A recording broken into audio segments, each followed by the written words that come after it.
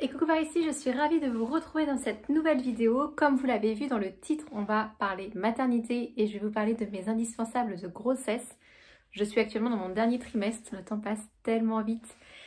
Et du coup, il y a des choses dont je me sers quasiment depuis le début ou qui m'accompagnent quand même pas mal ces derniers temps et je voulais les partager avec vous. Donc n'hésitez pas à me donner votre retour, à me dire pourquoi pas en commentaire quels étaient pour vous ou quels sont actuellement vos indispensables de grossesse. C'est parti! Alors mon premier indispensable, c'est quelque chose que j'ai acheté relativement tôt puisque j'avais mal au dos assez rapidement. Alors de base, je n'ai déjà pas un dos au top, mais ça s'est vite accentué avec la prise de ventre en fait et l'équilibre qui est pas terrible. Je me suis rapidement acheté un coussin de grossesse. Donc vous voyez, c'est un coussin qui se présente comme ça. Enfin, je ne sais pas si vous verrez bien, sinon je vous mettrai une petite photo à côté. Ce sont des coussins arrondis qui vous permettent de vous positionner, notamment pour dormir, pour le dos, pour s'asseoir, ce genre de choses. Et c'est juste miraculeux. Ça prend de la place, mais franchement, ça vous fait tellement de bien de pouvoir avoir une position agréable. Et plus la grossesse avance, plus le ventre prend de la place et plus c'est compliqué. Voilà, moi je trouve que c'est quelque chose de vraiment important. Le mien, je l'ai acheté chez Bébé Neuf. Il était en promotion, je crois, 54 €, 60 €. Mais il y en a aussi chez Action, chez Leclerc. Il faut vraiment trouver le coussin qui vous convient. Moi, celui-là, il me convient très bien. Et je sais que je pourrais m'en servir après avec bébé, quand bébé sera là. Notamment pour l'allaitement, en espérant que voilà, ça se passe pour le mieux. Mon deuxième indispensable de grossesse, et ça c'est très personnel, ce sont les massages. Moi j'ai décidé de prendre cette grossesse comme si c'était la seule et l'unique que j'allais vivre et je ne veux pas regretter les choses. Donc je veux m'octroyer du temps pour moi, prendre soin de moi et pas passer à côté de certains moments qui sont bons pour moi mais aussi pour bébé finalement. Et du coup, je m'octroie des massages assez régulièrement depuis le début de la grossesse et ça c'est juste un petit bonheur. Si vous êtes du côté de Caen, dans le Calvados, moi j'ai testé ceux de chez Balasana, j'espère que je ne me trompe pas. Moi je vous mettrai son petit Instagram ici ou dans la barre d'état, qui sont très bien. Je vais tester celui de Juliette au mois de mai. Et j'aimerais tester aussi celui qui est en centre-ville de chez Camille Beauté, je crois, rue Guillaume le Conquérant à Caen. Et voilà, je pense que ça sera déjà pas mal. J'en aurais fait 4 ou 5 pendant ma grossesse, donc voilà, c'est assez agréable. Et prendre soin de soi, c'est aussi, comme je vous l'ai mis dans mon dernier article, la relaxation aquatique qui était un super moment. Voilà, être bien en fait dans son corps, dans sa peau. Le bébé, il le ressent, hein, toutes les bonnes ondes, de toute façon, votre enfant le ressent. Et je pense que c'est très important de savoir s'écouter, prendre du temps pour soi. Et là, pour le coup, j'essaie d'en prendre un maximum. Ce qui n'est pas forcément le cas en temps habituel. Donc voilà, je suis assez contente de pouvoir réussir à faire ce genre de choses. Mon troisième indispensable de grossesse, ce sont les livres et les podcasts. Je passe beaucoup de temps à lire des livres parce que c'est ma première grossesse, que j'ai pas forcément de référence voilà, par rapport à tout ce chamboulement, à tout ce qui va arriver après et j'ai besoin de m'informer. Et j'écoute aussi beaucoup de podcasts, notamment ceux de... notamment ceux de Bliss et on m'a aussi conseillé ceux de Matrescence, je crois, qui sont très bien. On a l'impression que je me suis donné un coup, c'est bizarre, qui sont très bien. Au niveau des livres, voilà tous ceux que j'ai pu déjà lire jusqu'à présent. Il y a le livre « Et tu deviendras mère » de Audrey, je ne dirai pas le nom mais voilà, tu deviendras mère. Du compte Happy Mum and Baby sur Instagram. Alors, on m'a prêté ce livre 10 femmes extraordinaires qui est assez particulier à lire parce que ce sont des récits d'accouchement et quand vous n'avez jamais connu d'accouchement, vous prenez un peu peur sur certains. Mais j'ai quand même apprécié le lire, mais j'y allais un récit par un récit, pas tout d'un coup parce que sinon je pense que ça ne l'aurait pas fait. J'avais lu aussi Les âmes fécondes et ça c'était avant de tomber enceinte puisque vous le savez si vous avez lu mes articles mais voilà c'était pas arrivé d'un seul coup pour nous, on a mis du temps à avoir ce petit bébé qui se niche au creux de moi. Donc c'est un livre que j'ai beaucoup apprécié lire et si vous êtes dans l'attente aussi je trouve qu'il est très bien fait et plein de bienveillance. Une de mes amies m'a prêté La mère parfaite est une connasse. C'est très drôle, ce sont plein de petites anecdotes et j'ai trouvé ça très ludique à lire et très sympa. Dernièrement, j'ai lu un livre « Et si j'allaitais mon bébé » donc qui est plein de conseils sur l'allaitement. Ça, je l'ai trouvé sur Vinted, il était neuf, enfin, il est très bien. Et dans le même style, je suis en train de lire actuellement L'art de l'allaitement maternel. Donc c'est quand même un peu plus gros, un pavé un peu plus important. Et pareil, c'est un livre qui a été écrit par la Leash League. Donc voilà, un livre assez pertinent sur le sujet que moi j'apprécie en tout cas beaucoup. Et puis je m'étais acheté aussi un carnet de grossesse donc qui vous permet de mettre plein de petites anecdotes. Vous voyez, il y a plein de petites pages comme ça que vous pouvez compléter. J'avoue que je l'ai beaucoup fait au début et un peu moins maintenant, mais je vais peut-être me rattraper, je sais pas.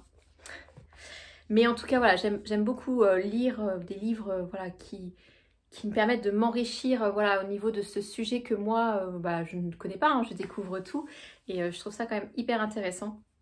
Et je pense que je ferai pareil pour peut-être l'éducation ou la diversification alimentaire, ce genre de choses. Enfin, voilà, moi j'aime lire, donc c'est quelque chose qui me convient pour le coup. En quatrième place, je dirais que l'un de mes indispensables de grossesse, ce sont les produits hydratants. Ma peau n'a jamais autant été hydratée, je pense. Et notamment le corps, puisque votre corps change, votre corps s'étire devant, sur les côtés, c'est très variable. Et du coup, je passe beaucoup de mes sous en parapharmacie. Alors, je pourrais prendre une huile d'olive ou une huile de coco très basique. Mais c'est vrai que je me suis plutôt tournée vers les huiles spécifiques maman. Il y a des pour, il y a des contre. Pour certains, c'est une question de marketing. Pour d'autres, ça fonctionne vraiment. Je vous en avais parlé sur Instagram. Pour ceux qui ne l'auraient pas vu, je vais vous faire un petit retour rapide. J'avais commencé par celle de Daylily, que je n'ai pas du tout aimée. Qui plaît à beaucoup de monde, mais moi j'ai eu un problème avec son odeur, ça ne m'a pas convenu. Néanmoins, je l'ai terminé parce que c'est quand même des produits qui sont assez onéreux et il était hors de question de gâcher. Mais moi, ça c'est pas pour moi. L'odeur m'a trop gênée. J'ai testé celle de chez Biol que j'ai beaucoup appréciée, mais on m'a fait un retour sur Insta, donc une personne qui me suit depuis un moment, qui travaille en pharmacie et qui m'a dit que niveau compo c'était pas terrible, donc ça m'a un peu freinée quand même et je l'ai pas racheté, mais moi je l'avais appréciée à l'application et je la trouvais efficace. J'avais testé celle de chez Chlorane qui est très bien mais qui part beaucoup trop vite. Je pense que ma surface corporelle est trop importante et du coup elle m'a fait à peine une semaine. Enfin, c'est pas possible en fait que ça dure qu'une semaine à ce prix-là. Moi je m'en sors pas quoi. Enfin, donc très bien, mais alors le niveau comment dire, ratio prix-volume, c'est pas possible. Ça ne marche pas.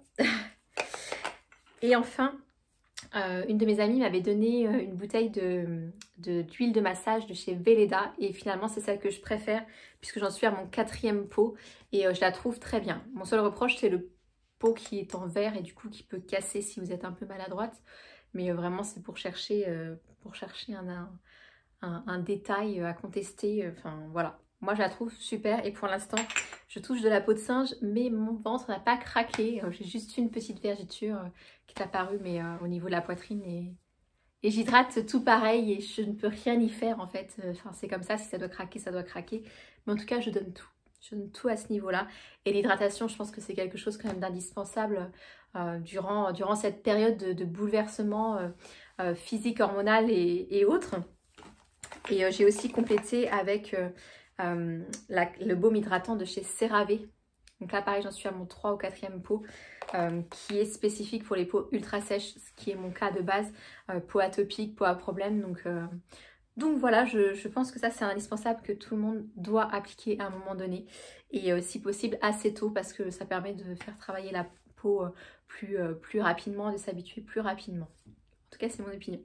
Ensuite un indispensable de grossesse pour moi, du coup là on arrive au mois d'avril donc il commence à faire beau, mais jusqu'à présent il faisait froid notamment en Normandie et pour moi un indispensable ce sont les collants de grossesse. Alors au début ça n'allait pas du tout parce que j'avais pas assez de ventre et du coup il faisait que descendre. Maintenant, c'est le bonheur. En fait ça vous fait comme une grande poche à remonter au niveau de votre ventre et c'est beaucoup plus agréable qu'un collant qui descend sous le ventre. Enfin en tout cas moi j'apprécie pas. Et c'est un des rares investissements vestimentaires que j'ai fait. J'en ai acheté 3 ou 4 je crois.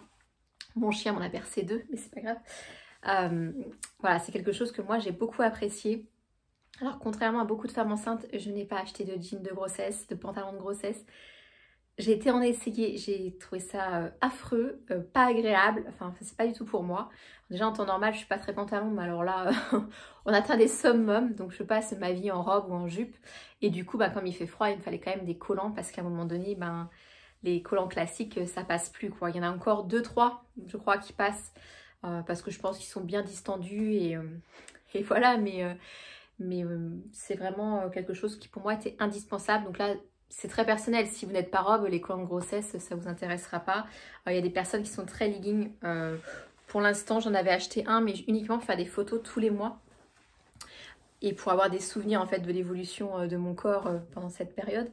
Mais je porte pas ce genre de vêtements au quotidien, donc bon, pas forcément l'utilité. En tout cas pour l'instant, il reste encore quelques semaines à faire, donc je verrai bien. Et du coup, en parlant de photos, ça m'amène à mon, je crois qu'on est au 6e indispensable de grossesse. Pour moi, c'est se créer des souvenirs. Faire des photos, voir cette évolution, voir la vie qui grandit, quoi. Je trouve ça assez magique et j'ai pris l'habitude de faire tous les mois à la même date, la même photo pour voir mon ventre grossir. Et là, bébé prend de plus en plus de place et pousse vraiment les murs, hein.